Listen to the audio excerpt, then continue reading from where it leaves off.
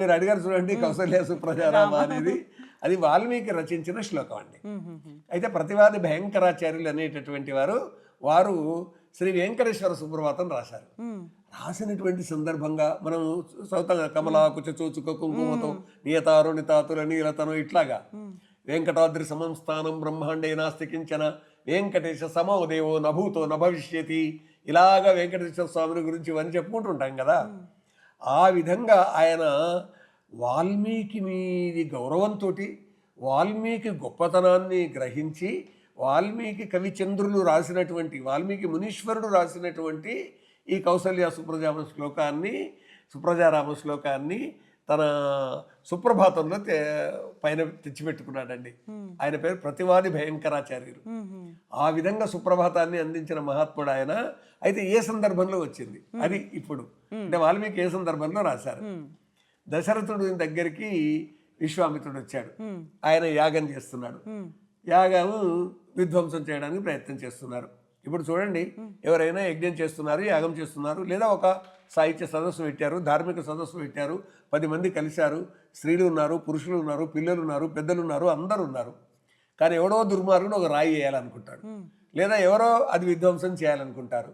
అప్పుడు వ్యవస్థ ఎవరు చేయాలండి? పరిపాలకులు దాన్ని రక్షించే వ్యవస్థ చేయాలి. ఎందుకంటే 10 మంది కలిసి మహానందంగా జరుపుకుంటున్నటువంటి ఉత్సవాన్ని భగ్నం చేయడానికి పూనుకుంటే ఎట్లా?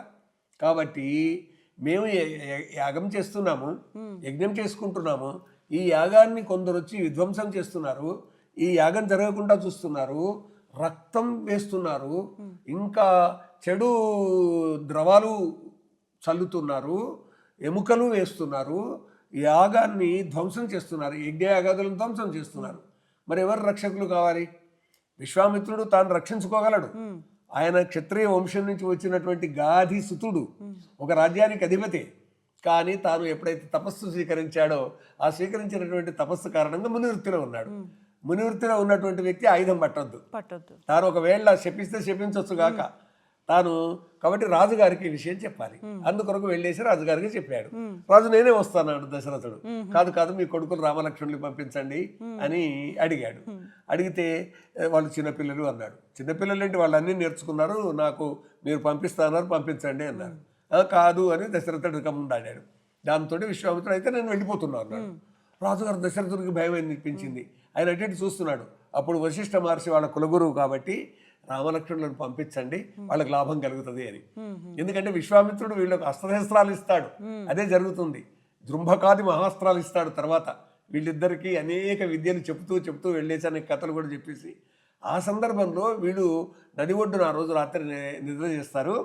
పొద్దున్నే లేవాలి. అప్పుడు సూర్యోదయం కాబోతున్నది, సూర్యోదయం కంటే ముందే లేవాలి. కాబట్టి ఈ విధంగా అన్నారు. ఇప్పుడు మీరు చెప్పారు చూడండి శ్లోకం, అది కౌసల్య సుప్రజారామ పూర్వా సంధ్యా ప్రవర్తతే ఉత్తిష్ఠ నరశార్దూల కర్తవ్యం దైవమాన్నికం. దినచర్య చేయవలసిన అవసరం ఉంది. దేవునికి ఆన్నికం, దేవునికి చేయాల్సినటువంటి ఏ సంధ్యాది, ప్రభాత సంధ్య అంటామండి, మధ్యాహ్న సంధ్య అంటాము, ఆ తర్వాత సాయంకాలం అయినట్టు ప్రదోష సంధ్య అంటాం. 3 త్రిసంధ్యలు. ఈ త్రిసంధ్యల్లో కూడా భగవంతుని ధ్యానం చేయండి, జపించండి, భజన చేయండి, తపస్సు చేయండి, ప్రార్థన చేయండి. ఏదో ఒకటి ఈ త్రిసంధ్యల్లో చేసినట్టయితే మనస్సు ఆహ్లాదకరంగా ఉంటుంది, ఏకాగ్రత వస్తుంది అనేటటువంటిది. కాబట్టి ఏమని ఆయన నిద్రలేపాడు? కౌసల్య సుప్రజారామ, కౌసల్య నందనుడ సుప్రజ అంటే కొడుకు అని అర్థం. సుప్రజ మంచి పుత్రుడా. కౌసల్య యొక్క పుత్రుని అయినటువంటి ఓ రామచంద్ర, సుప్రజ పూర్వా సంధ్యా ప్రవర్తతే, పూర్వమున అంటే తూర్పున, సంధ్యా ప్రవర్తతే సూర్యుడు పైకి వస్తున్నాడు. ఉత్తిష్ట నరశార్దూల, నరులలోకెల్లా ఉత్తముడైనటువంటి వాడా. నరశార్దూల అంటే నరులలో ఉత్తముడమైనటువంటి ఓ రామచంద్ర, నిజానికి అబ్బాయే అతను. విశ్వామిత్రుడి అనుభవం ముందు, అతని ముందు ఓ 15-16 ఏళ్ళ అబ్బాయి అంతేనండి. ఇంకా కాకుంటే ఇవాళ మనకు నాటకాలలో, సినిమాల్లో చూపిస్తున్నట్టుగా 20 ఏళ్ళు వచ్చినటువంటి విధంగా కనిపిస్తారండి. ఆ విధంగా చూపించేటటువంటి ఒక పద్ధతి, అంటే యవ్వనంలోకి అడుగు పెడుతున్నటువంటి ఒకనొక స్థితిగా మనకు చూపిస్తారు.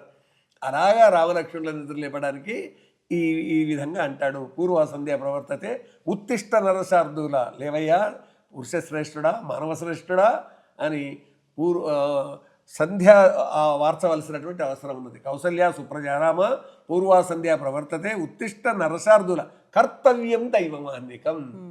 దివ్యమైనటువంటి దేవునికి సంబంధించిన కార్యక్రమములు చేయవలసి ఉన్నది అంటే దినచర్య కొనసాగించాలి. అంటే నిద్ర లేచిన వెంబడే దండం పెట్టుకోవాలి.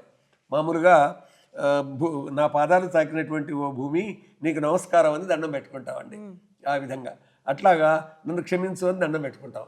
కాబట్టి ప్రపంచాన్నే నడుపుతూ ఉన్నటువంటిదిగా, లేకుంటే వెలుతురు అందిస్తున్న సూర్యుడు ఒకే దగ్గర ఉన్నాడు. సూర్యుడు ఆయన చుట్టూరా గ్రహాలు తిరుగుతున్నాయి, ఉపగ్రహాలు తిరుగుతున్నాయి. అందువల్ల సూర్యనారాయణుడు పూర్తిగా ఆ విష్ణుమూర్తియే అనేటటువంటి ఒకనొక భావనతోటి అదండి. అందువల్ల నిజంగా